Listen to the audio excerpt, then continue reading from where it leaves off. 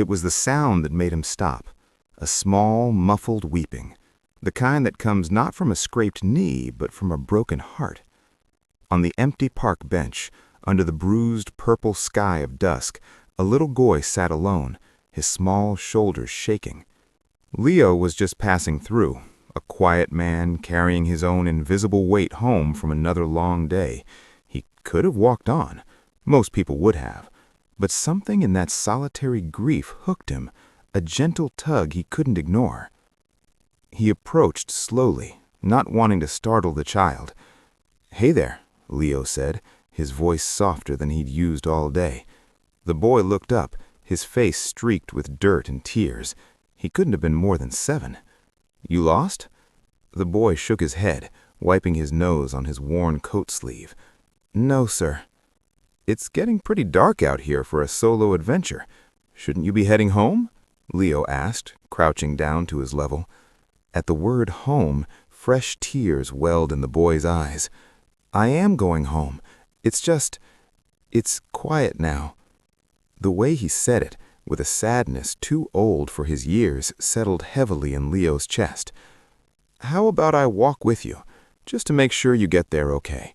The boy, who said his name was Sam, hesitated, then gave a tiny nod, slipping his small hand tentatively into Leo's offered one.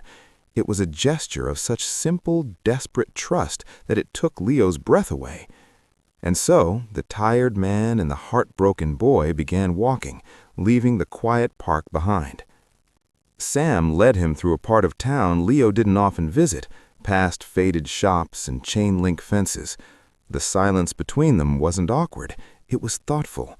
Leo didn't press with questions. He just walked, a steady, calming presence beside the shuffling little boy.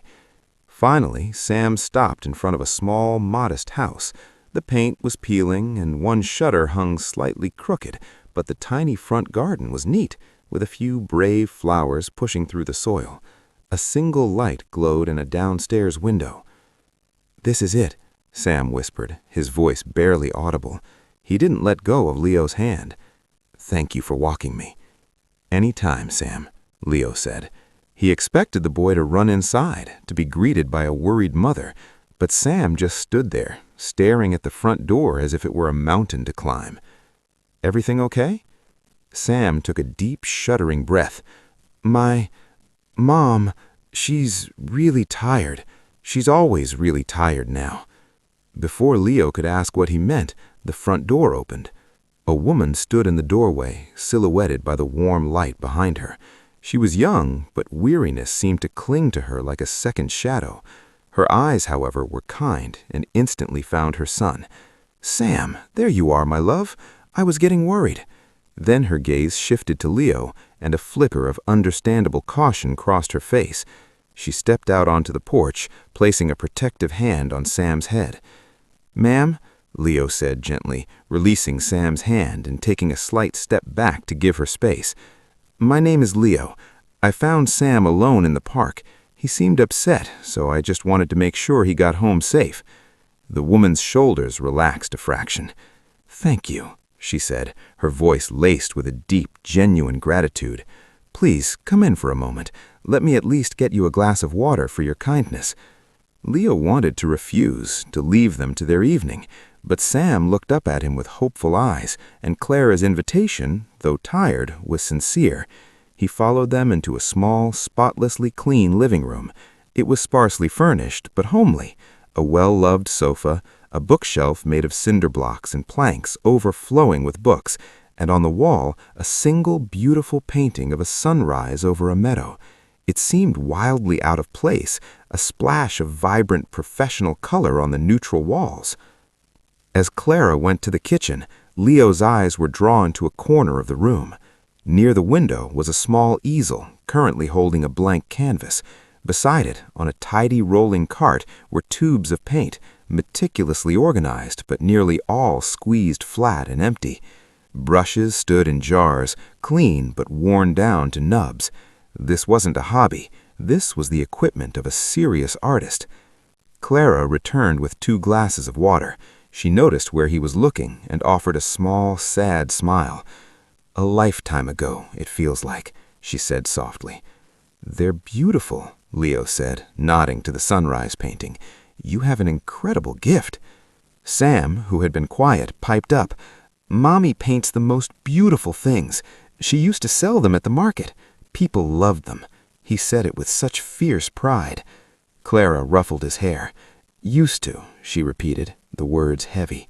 She looked at Leo, and perhaps it was the kindness in his face or the weight of carrying her secret alone that she found herself speaking. "It's just the bills, Sam's school things, everything. It adds up. I took on extra shifts at the diner downtown.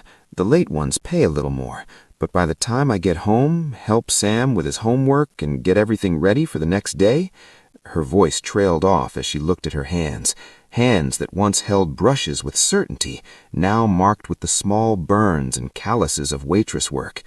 "There's no light left in me to paint, and if there was, the paints—" She glanced at the empty tubes. Sam moved closer to his mother, leaning against her. "That's why I was sad," he confessed to Leo, his little voice thick. "Today at school, they asked us what our parents do. Everyone said things like, 'My mom is a lawyer,' or 'My dad builds houses.' I said, 'My mom is an artist who makes the sun rise on walls.' The other kids laughed. They said, 'That's not a real job.'" A fresh tear escaped. "It is real. It's the most real thing. She's too tired to do it anymore." In that moment, Leo saw the secret in its entirety. It wasn't a secret of scandal or shame. It was the secret of a dream gently suffocating under the blanket of necessity. It was the secret of a mother's sacrifice, written in empty paint tubes and silent canvases, witnessed only by her heartbroken son who still believed in her sunrise. Leo felt a lump form in his throat.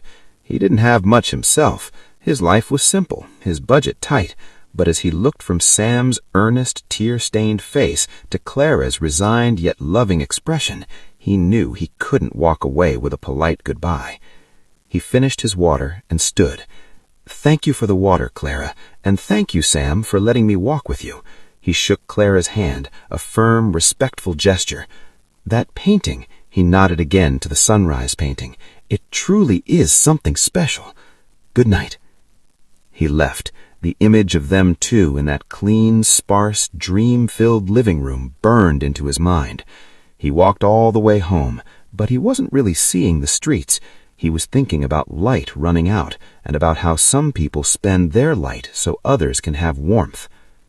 The next day, Leo didn't go straight home from work. He went to the art supply store, a place he'd never set foot in. He stood overwhelmed by the rainbow aisles. He found a kindly employee. "I need everything," he said, feeling foolish, "for an artist, a real one, who's run out." With careful guidance, he bought a complete set of high-quality oils and acrylics, fresh brushes in every size, new canvases, palette knives, and a sturdy new sketchbook. It took a significant chunk as savings, but the weight of the bags in his hands felt better than any money in the bank. That evening, as dusk fell again, he walked back to the little house with the neat garden. He didn't knock. He simply left the bags, every single one, right on the porch. Nestled on top was a simple note card. He had thought long about what to write. In the end, he kept it simple. It read, "For the artist who makes the sunrise, please don't stop. A friend of Sam's." He rang the bell and quickly walked away, melting into the shadows of the gathering night. From a distance, he saw the porch light flick on. He saw Clara open the door. He saw Sam peek out, then let out a whoop of pure, undiluted joy that Leo could hear even from down the street. He saw Clara pick up the card, read it, and then slowly, disbelievingly sink to her knees right there on the porch, pulling Sam into a tight hug, her shoulders shaking, but this time, he hoped, with a different kind of emotion. Leo turned and walked home for good, a quiet smile on his face. He knew he hadn't solved all their problems. He hadn't paid their rent or bought their groceries, but he had done something perhaps more important. He had refilled the well. He had given back a piece of the light that had been given up. He had told a tired mother through simple tubes of color that her gift was seen, that it was real, and that it mattered. Sometimes kindness isn't about fixing everything. Sometimes it's just about seeing the secret someone carries and whispering, "I see it too, and it's beautiful." It's about reigniting a smothered spark so it can once again become a flame. For Clara, the gift was a return to herself. For Sam, it was the proof that his faith in his mother's light was not misplaced. And for Leo, it was the profound lesson that the most important journeys often begin when you follow a crying boy home and have the courage to truly see what you find there. Share this story if you believe that every dream, no matter how quiet, deserves to be seen.